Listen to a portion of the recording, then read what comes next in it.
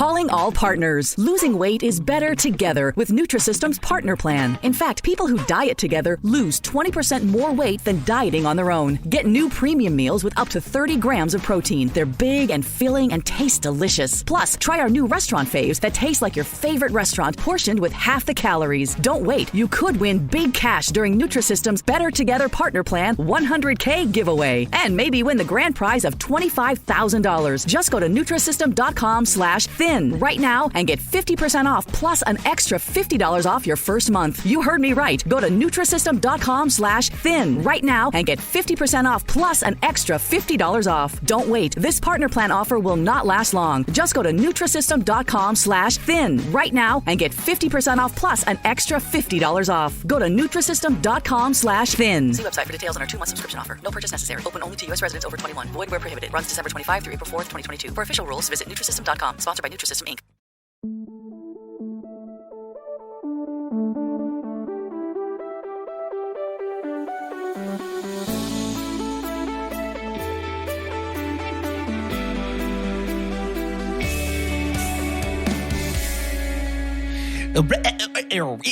We're talking about podcasts. We're talking about itty bitty podcast. Merry Mini Monday, Chunkies. I'm Carter. I'm Doge. And I'm Mr. A to Z, Jordan Wonders. I can't believe it. It's honestly such a good energy to start with something I have absolutely no idea. And neither do you, Jordan, if we're being like, we don't know what's happening. Sure. We'll get to Book of Boba Fett in a little bit. But before we do that, that was my speaking of not knowing what's happening. Yeah, that's great. Yeah. There's a handful of announcements here. We got to go into the news.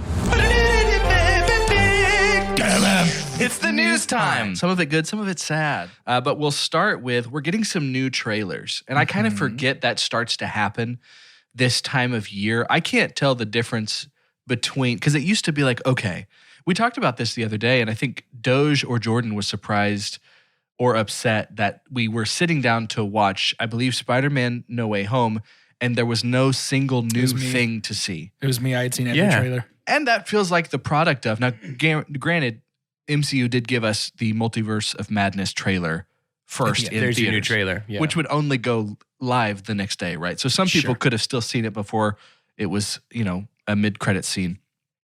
So it feels like we get all these new things streaming. Like it's like going to be live on YouTube or it's going to be live on something that we're seeing for the first time. And it's sometimes I'm getting more hype about television shows than movies. And so we did get our first Lord of the Amazon Lord of the Rings, which we've been talking about for it feels like almost a decade. Yeah. Which it's fine if they're spending that much time on it. They're definitely spending a lot of money on it. This was our $1 billion Bezos investment, was to hope to have that next Game of Thrones. It's expected September 2nd, 2022. We have the Lord of the Rings, The Rings of Power. And I don't remember it being called The Rings of Power. That was the our title review. Our drop was, was also the reveal, which does harken us back to Fellowship of the Ring, Galadriel, maybe possibly talking about when those were first dispersed into Middle Earth, which is fun. That gives us, 9 houses to look at, all in elves, men, dwarves, all that stuff. So I think one of the things I liked the most about this is that it was a legitimate teaser. Like this is, I can't remember the last time we got we call everything a teaser trailer, but this was, I have no idea. It didn't really give us much at all. But I might have been reading about this. It didn't seem like any of it was CGI either. It's all practical. Which if that's also a teaser as to what our approach to this show was, which again, $1 billion means maybe not completely non-CGI'd, but it feels very much at the heart of what made that original trilogy so wonderful for us, is Weta Workshop. I remember watching hours and hours on the extended DVD cuts of how they kept things practical. We're talking about Batman Returns tomorrow as being one of the last movies to use a majority of practical effects and sets and things before we got really into a new age of Hollywood. Jurassic Park, all these timeless movies that were just practical effects. And so I really hope that's what they do. What is y'all's opinion on that teaser? There's not much to have, but what's y'all's opinion on the power? I honestly don't care about this show. I love Lord of the Rings. A big Tolkien boy. And I don't know. I just can't find it within me to be excited about this show. And I think that's probably a wave of cynicism in the wake of the crash and burn of Game of Thrones and being disappointed in a lot of genre television. Sure. Just overall. Like, I mean, I feel like genre television, we'd categorize things like The Walking Dead in there, things like Game of Thrones, things like The Expanse, like this, like kind of way more genre specific than just like a Breaking Bad, you know, or a Mr. Robot or something that's just your regular network like drama show. And I feel like more often than not, those types of shows end up just trying to one up spectacle over and over and over and over again and fully jump the shark and become something that I'm not interested in. I don't know. I don't want to be that broken and that cynical. I mean, you have every right to be. And it's, you know, again, we'll spend some time on this episode, not much, you're welcome, Chunkies, about the Book of Boba Fett, which is the television show that we're going through right now. But it is this fatigue of like, I mean, there's something about enjoying the things you didn't ask for and then saying on the opposite end on other situations of like, well, nobody asked for that. It's like you're saying the same thing, but meaning two completely different things.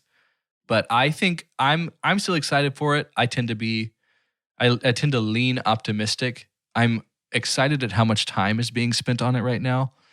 It seems like there is like legitimate thought being put into it. I think Lord of the Rings might get some more help. That world might get some more help in terms of as long as we stay close to the original world builder, the person who wrote that stuff. I think we're not going to just bomb it. But at the same time, genre TV, specifically streaming exclusive genre TV, sort of follows the mold set by Game of Thrones of like, we're elves, so it's time to lay down and do some Wii Sports to each other over and over again in the show, like in Game of Thrones. And that just doesn't, there's so much, the fact that the studio is constantly pushing it as, hey, it's the next Game of Thrones, hey, it's the next Game of Thrones, hey, it's the next Game of Thrones, when Lord of the Rings and Game of Thrones are textually very different and the worlds are very different. It does worry me. Yeah, it's definitely a marketing ploy. It feels like a very Bezos move.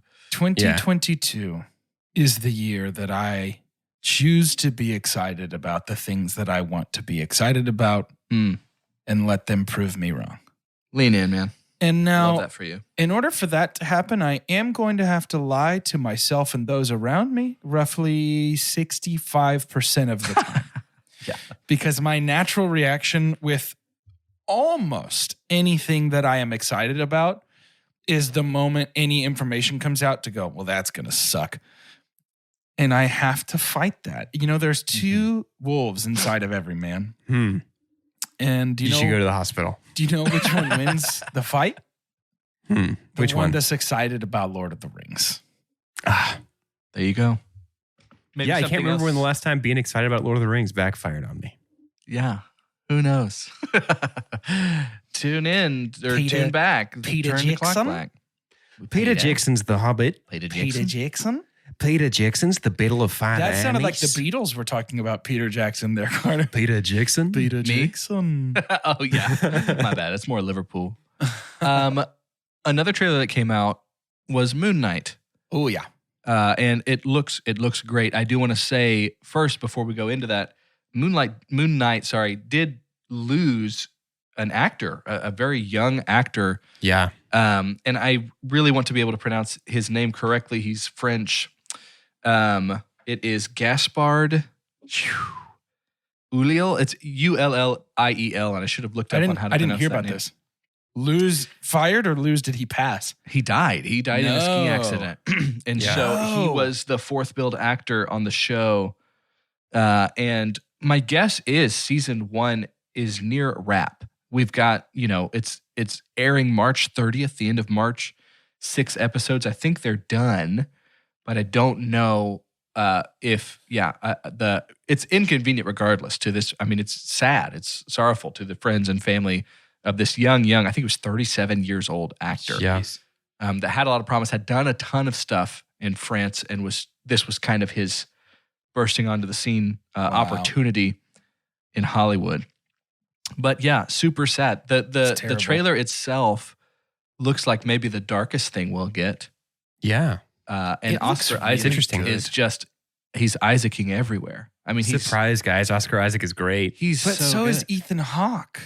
And Ethan Hawke. I mean, there's definitely a lot to be excited about this show. And I love these situations to where I know nothing about it. It's one thing to be like, walk into Hawkeye and not really know much about the plot, and y'all be able to reference, comics and stuff and tell me a little bit more about Kate Bishop. But I know nothing about Moon Knight. I know very little. I'm fine to keep it that way. I know very little. I'm fine to keep it that way. Are y'all pretty excited for it? Is it a yes or pass? Is it a yes? It's a yes for me. I'm excited about that. Okay. Huge. And it just, like I said, the trailer just looks awesome. Like, it just looks cool. The vibe looks good. Oscar Isaac is Oscar Isaac. I mean, I think it's going to be really fun and very interesting. This is the first Marvel show that's introducing and focusing on a completely new character who's not appeared in the movies before. I mean, unless you're counting things like Kate Bishop or... I'm counting like as the protagonist. The face of the show is somebody who's never been in the movies before. Yeah. Yeah. I think that's I love that. Do we have a TV rating on that yet? I'm not seeing anything. A TV rating? We're getting like MA. 3. Is it? 3 shows this year that are all brand new in their show. Because as of right now, Miss Marvel and She-Hulk are both slated to come out this year as well. Yeah. Yeah. Yep. Fun. Something that's not as fun. Let's go ahead and take our time. It feels like we're like, if y'all ever have a meal and this would have happened more when you didn't get to make decisions yourself and you were told whatever it was, the broccoli yesterday, the last side that you need. Callie to eat, makes you eat your broccoli.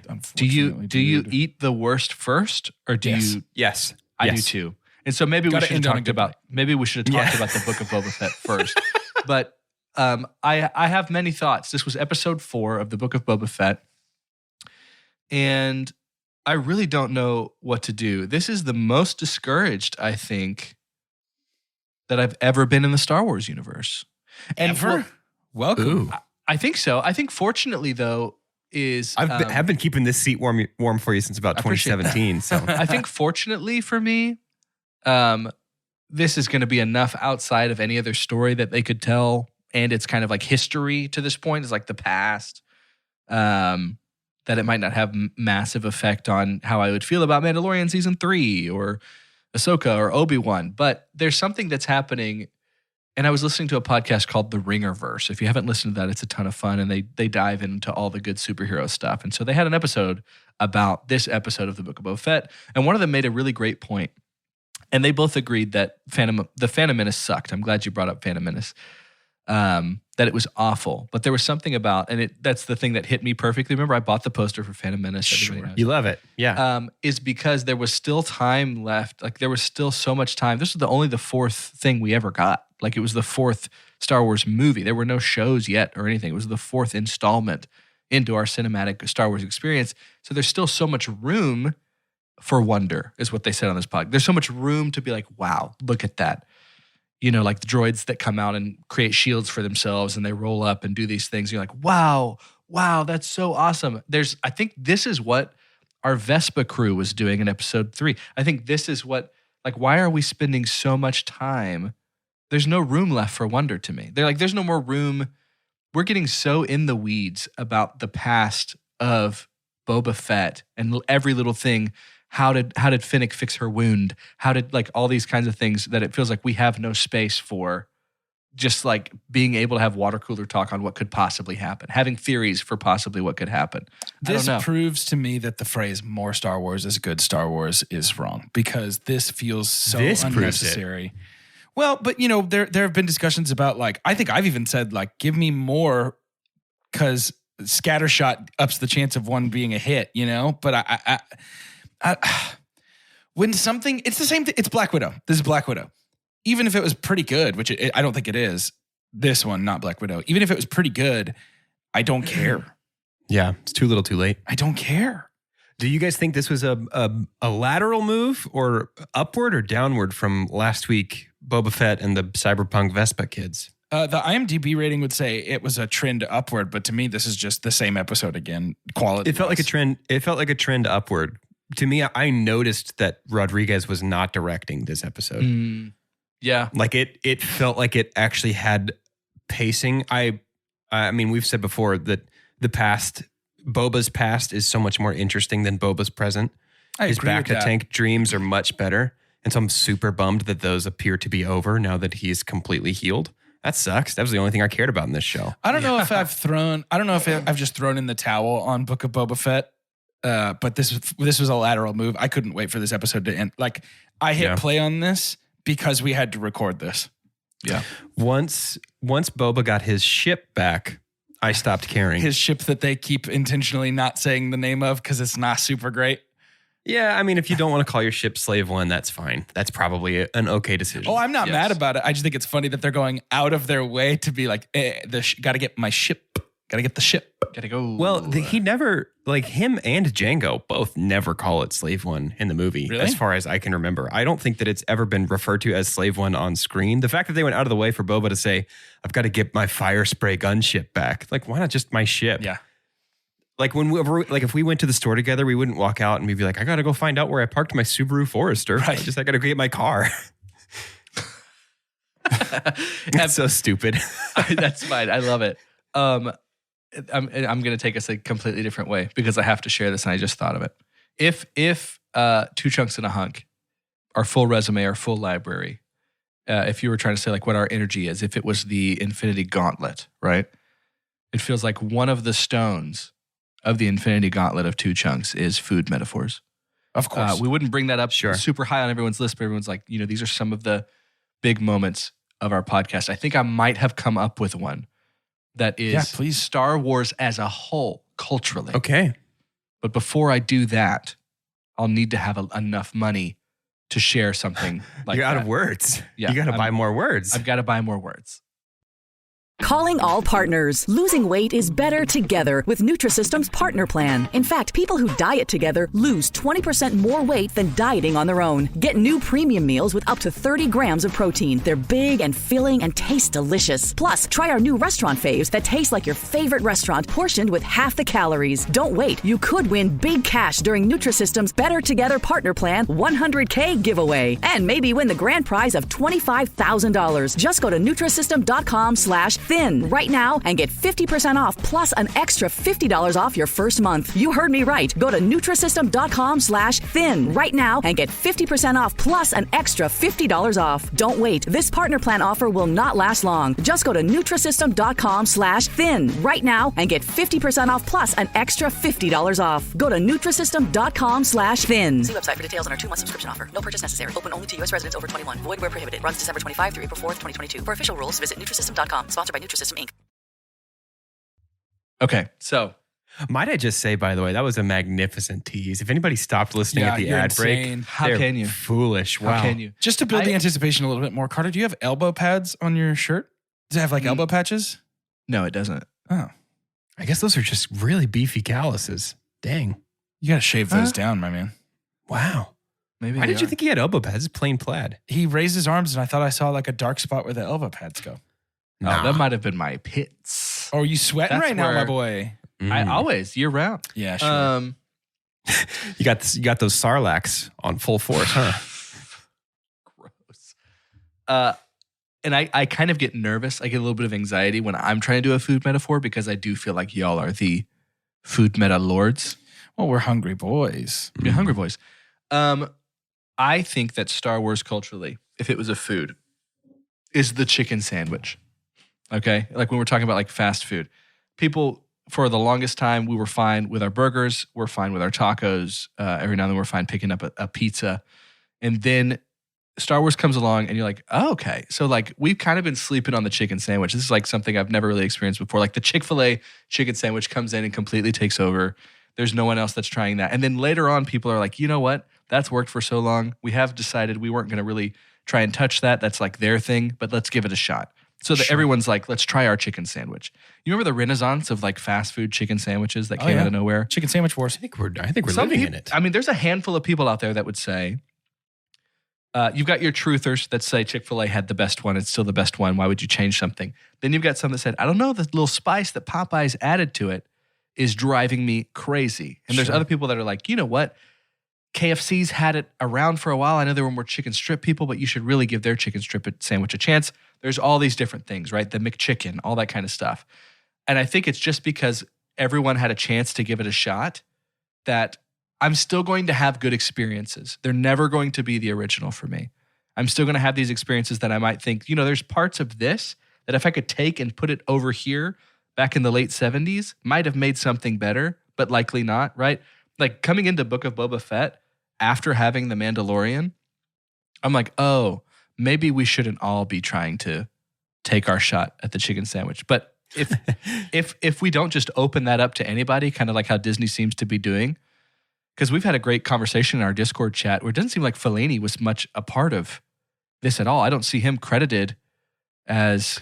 Yeah, Dave Filoni's listed as executive producer, but that ultimately doesn't mean much, and it could just be because they're using characters created by Dave, like Fennec Shand and stuff. Yeah, and so it's like, I don't know. It just felt like that to me overall is, I don't know if I would sacrifice saying just stop doing Star Wars and only have the good stuff or the things that I have that I've already been given that I would like to go and have again, because I like it being open to keep giving it a shot. There's still something about Star Wars, but how much time do we have before we're not excited about new Star Wars anymore? Boba Fett snuck up on people. I'm out of time. Well, I'm not excited about new Star Wars. Boba Fett snuck up on us. Yeah.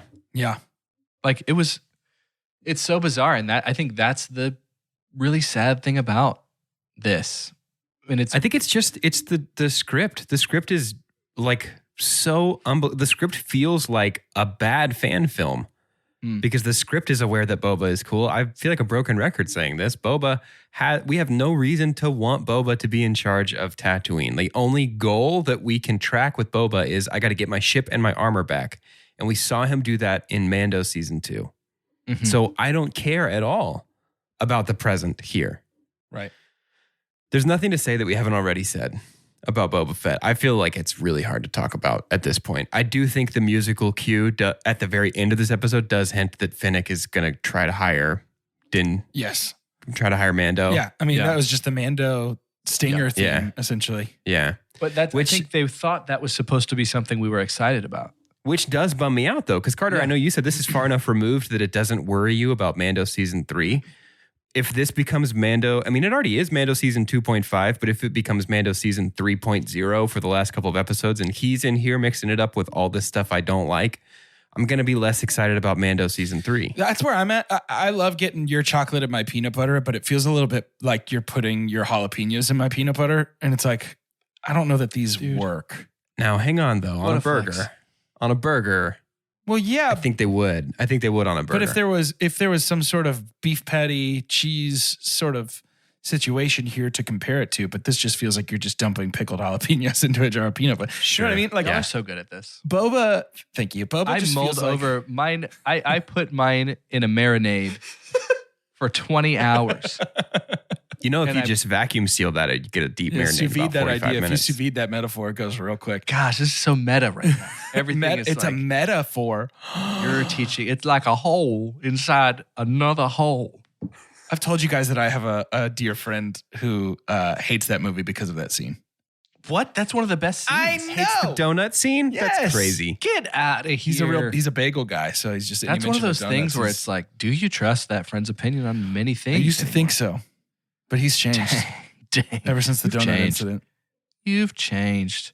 Any more to talk about just this specific episode? I mean, I'm just sad. I'm done with it. Like, I'm going to watch it to the end because we have a podcast together where we talk about it. But I think if we didn't have this podcast, I would probably stop watching it and then wait to see if I heard that it got any better. Yeah. Is there a scenario in which the biker gang is not the point of no return? Like, can the Book of Boba Fett, the show, climb out of the Sarlacc pit of bad emotions? Which biker gang? The teenagers riding the multicolor Vespas, or the biker gang that they're fighting? The American Graffiti kids, the Vespa kids. No, I think it has jumped. It has jumped the proverbial shark for me. Is that the point of no return? That's it. As long as that's in the show, you can't like it. It's not that those are in the show, so it's not like remove those and those are there. It's the fact that they are emblematic and symptomatic of the problem more than anything. Like, I'm not so offended by their presence that I hate the show. The decision making that led to putting them in the show has led to a lot of other things in the show. Let's use the scientific cinema scale. Let's say right now you're at a forget it for the Book of Boba Fett. I am. If by the end of this season, even if it's the only season, if by the end Boba is riding a Rancor into battle, fighting on top of Rancor, does it move you at all on the scale? Does it even have you flirting with stream? It depends why. It depends on if there's stakes. It depends on if it looks good. That's clearly Chekhov's rancor. We're setting that up to pay it off. The problem is that I can picture, this is a tired argument. I can picture old Legends Extended Universe Boba riding a rancor into battle. And I can't picture this Boba, but I can picture Mando doing that.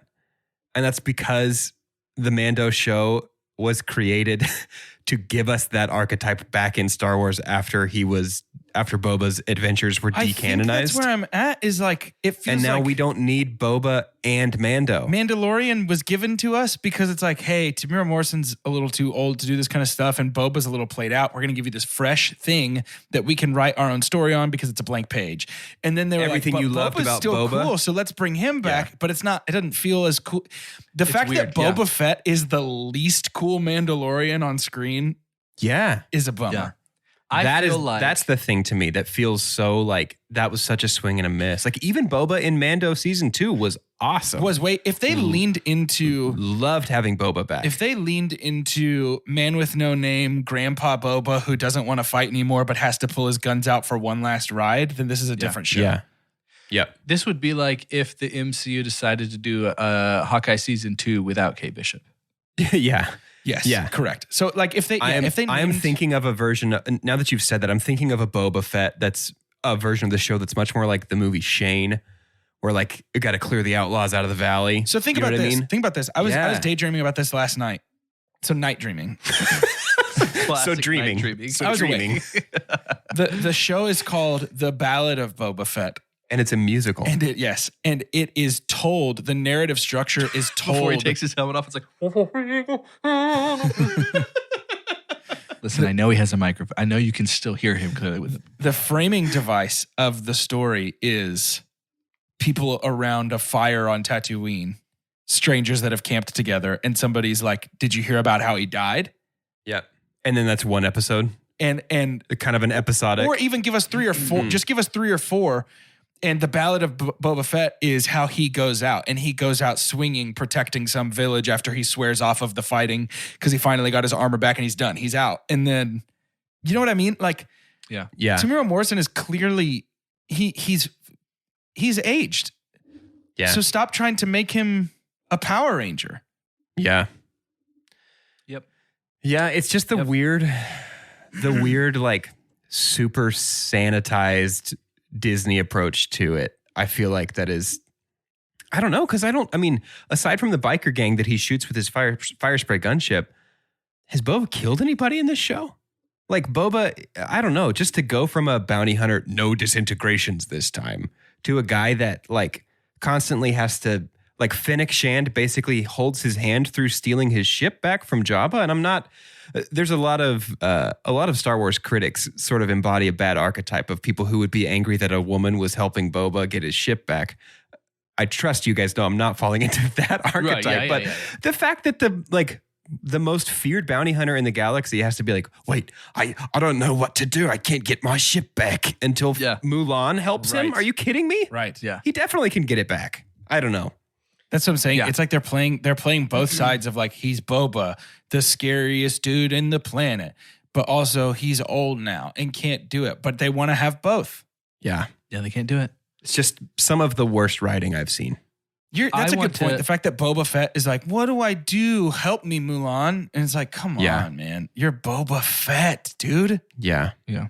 So in Star Wars canon, what has Boba Fett done? Look scary in the background, get eaten by the Sarlacc pit, get his armor back from the Mandalorian, and then also, how did he not? I mean, piddle around. He had a fever dream of Jawas because they stripped him of his armor after he climbed out of the Sarlacc pit. So why did he go back to the Sarlacc pit? Right. Once he had his ship back. Right. It doesn't make much sense. No. Something that does make sense to me is some kind of attempt to bring our energy back. Because for those of you that might not know, we record mini Mondays and then we record our Tuesday episodes. We're back to back here, and I can't have us walking into a returning Batman without having good energy here. Mm-hmm. So here's what I want to do. I want to end today's episode and I want to play extra credit with my friends. I want to play extra credit, and I want to do it with the Keaton Batman. We are 30 minutes into Mini Monday, and we're starting extra credit right now. You said you don't keep time. on this. So no, it's more like 26 and a half. So just chill because you'll probably fly through it. Here's the thing. We're going to play extra credit and I'm going to keep my promise. If you get any time we play extra credit perfect, we will not play it again for the rest of the year. That's the new incentive. We're going to do extra credit with the Batman Tim Burton verse. I'm going to also let you use Tim Burton. I'm going to let you use Elfman. I'm going to let you use Danny DeVito, Jack Nicholson, Michelle Pfeiffer, Christopher Walken, Michael Keaton. Do what you wish. Okay. And let's do these 2 movies. And I need 3 actors from you. The way this works, because it's our first time to play it this year. The way this works is there's going to be 3 actors that these boys have to guess their top, the most that they can, of the top 4 credits that IMDb's broken algorithm has put for the actor. It's a very hard game. If they get all 4 credits right for a single actor, they get an extra credit. So they can have 15 points. The kind of thing that would free them from the bonds of ever having to play this again in the year 2022. They only need 9 to win. I think another one that might be worth using would be Doug Jones, maybe. I haven't looked ahead, but he plays Thin Clown. Doug Jones is one of the top monster actors in Hollywood right now. You've got we could honestly do pretty good with Doug. You've got Paul Rubens, a.k.a. Pee-wee? Pee-wee Hermel. Penguin Wingman Herman. Penguin Wingwin Herman. Michael Keaton feels like we should try him. Keaton. Yeah. Let's start with Michael Keaton. Batman. I was going to say Birdman. Okay. Let's do Birdman We then. do both. Yeah. Both's good. What do you want to do first? Let's do Birdman first. Feels good. Birdman. Lock it in. Birdman, lock it in. Bing, bing, bing, number 1. Yeah. All right. Tracks. That's a good movie. Batman. Yeah. Lock it in. Lock it in. Bing, bing, bing, bing, number 4. Any chance? Isn't he in Spotlight? Any chance of Spotlight? Is he in Spotlight? I think so. I don't remember. I'm pretty sure he heads up the Spotlight division of the Boston Globe and was like up for an Oscar, maybe even nominated and won. I don't remember. Hear me out though. Jack Frost could be a possibility. Yeah, I mean, there's Jack Frost, Mr. Mom, perhaps. Yeah. There's also Spider-Man Homecoming. Michael been Keaton, tearing up the charts. Michael Keaton's not synchronicity. What is it? Multiplicity. That's not Michael Keaton, is it? It's definitely not in his top 4. I'm just asking. Yeah. No, I don't remember. Yeah, I'm fine. I'm fine with Spotlight. You want to try it? I'm pretty sure. Yeah, let's try it. Man, let's I haven't try it. watched that in a long time. Spotlight lock it in. Bing, bing, bing, bing, number 2. Yeah. Okay. Already at a pace to win the game. Could But Batman can they make it go Returns away? be there? Batman Returns would then be higher than Batman in his top 4. Crazier things have happened. Well, certainly. I kind of feel like it could be Batman Returns if I'm being very real with you. Okay, let's do it. Batman Returns. Batman Returns, lock it in. Lock it in. Bong Bong. The Founder. The movie he did. Oh, the McDonald's one. movie. Is he in But you got 3. Multiplicity? You could still win. Let me look. I can't remember if it's him. I haven't watched it since I was a wee lad. While Carter looks for that, let's decide who we want to do next. Yeah. Yes. Yeah. Top billed actor for that movie. Okay. DeVito actually would probably be pretty easy. DeVito, Pfeiffer, think? Walken. I think that it would be this. I mean, Nicholson, obviously. I think DeVito is an would be option. this, Matilda, It's Always Sunny in Philadelphia, and probably Hercules. Yeah. Let's do DeVito. Or the one with Arnold. Oh, yeah. Not twins. Is it twins? Is it twins? They are twins. Let's try DeVito. Let's just try DeVito. Yeah. Danny That's DeVito. fun. Denny DeVito. Batman Returns. Yeah, Batman Returns for sure. Lock it in. Lock it in. Bong Bong. Wow. It's Always Sunny in Philadelphia. Lock it in. Yeah, lock it in. Bong Bong. What? Wow. One Flew Over the Cuckoo's Nest. Wait. It's never sunny on IMDb. I hate this game. I hate this. One so Flew Over the Cuckoo's stupid. Nest. Do you want to try Cuckoo's Nest? Sure. Yeah. It's One Flew Over the Cuckoo's Nest. Lock it in. Lock it in. Bong bong. Bong So then Bong. I think probably Probably Hercules. it's Lock it in. Probably, actually, it's not Hercules. It's probably archival recordings for Disney's Extreme Skateboarding Adventure, the PlayStation game. It's I Kingdom bet that's Hearts. his fourth It's credit. Kingdom Hearts 1. It's Kingdom Hearts 1 where it's like, get on the Hydra's back, where he says that like 10,000 times. Hercules. Get up lock on it the in. Hydra's back. Hercules, lock it in. Bong bong. Let's move on to maybe Bong bong. Number 1, Matilda. Number 2, Throw Mama from the Train. Number 3, The War of Roses. Number 4, L.A. Confidential. Wow. Danny. That sucked. Danny. Ew. Do we? I mean, at this point, it's just. What do you want to do? Do you just we want to? can't. It is numerically impossible to win this game. Do you want to just? Do we want to finish? At least do one. I am We so can end the far episode. past the let's save face and do a good job when we can't win of this game because we've beefed it so hard so many times. You've made People it clear. know That's we don't fine. know anything. It's a new year. No. It's That's a new it. year. Yeah. When we just want to stop, we can stop. When No, we just when stop. we lose, we No, lose. let's We can play, just stop. Let's play Carter. Let's play Carter's No, little no. game. We'll end the episode. No, I want to keep going. I don't want to be done. I want to pick. Let's see. Who should we select? Let's do Christopher Walken. Okay. Now you go. Could it be that one SNL sketch where he's like, I need more cowbell? Yes, lock it in. Cowbell sketch. Cowbell, lock it in. Bong bong. 3 guesses left. What's the one where he puts his dad's watch up his butt? My dad's watch Is it Pulp Fiction? My bottom. Is it? How about that one? I think it's Pulp Fiction. Is it Pulp Fiction? Sure. That doesn't sound right. Pulp Fiction, lock it in. Pulp Fiction, lock it in. Bong bong. For 5 years, I've had this watch shoved up my. Is that Pulp Fiction? I think it is. I think it is, right? Yeah. It's easy to remember because it sounds like poop friction. Oh, yeah. and that's which the what would watch happen if he cause. had the watch. 2 more Yeah, guesses see? to try and get 4 points. Batman Returns. Batman Returns, lock it in, dude. Lock it in. Bong bong. Yeah. One more guess. Dang.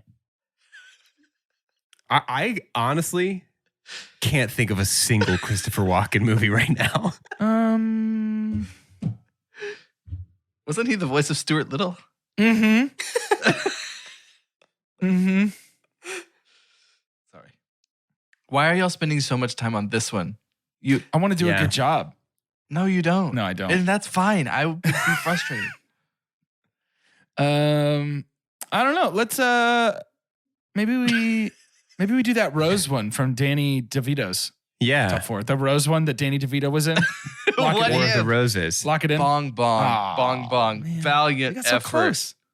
To end today's episode, I want you to give Chris Walken a voiceover acting role from a movie that the world may know and love, or a movie that we've seen before and didn't like so much. Is he making it better? Is he making it worse? Just give me a Chris Walken voiceover. I'm Carter, and it's Christopher Walken, and from one Titan to another. Mm. Instead of that decision being Tom Hanks, Chris Walken was Woody. Mm-hmm. Who would know where we would go if Chris Walken was Woody? But it feels fun to me. You are a toy. I don't have a very good Christopher You're Walken. a toy, Buzz. I don't understand. He talked so normal in Batman Returns. We'll talk about it. Yeah. He just sounded like a guy, like a regular guy. No, he doesn't. I'm Doge. And perhaps the most thankless voiceover role in cinematic history would be the voice of E.T. in 1984's E.T., the extraterrestrial. Oh, my So goodness. I'm just trying to give Chris a little bit more exposure. I feel like if he had Amazing. been E.T., I would have known a movie to say in this game. Ouch. Ouch. Elliot. Elliot. He doesn't have much. Be a good. I don't know. I can't do Chris. I can't do him. Only he can do him. I'm Jordan and Christopher Walken as minions now. Ooh. A banana. Banana. But boy. My original Parachi. my original was just gonna be Bambi's mom. It's the same as E.T. Ouch.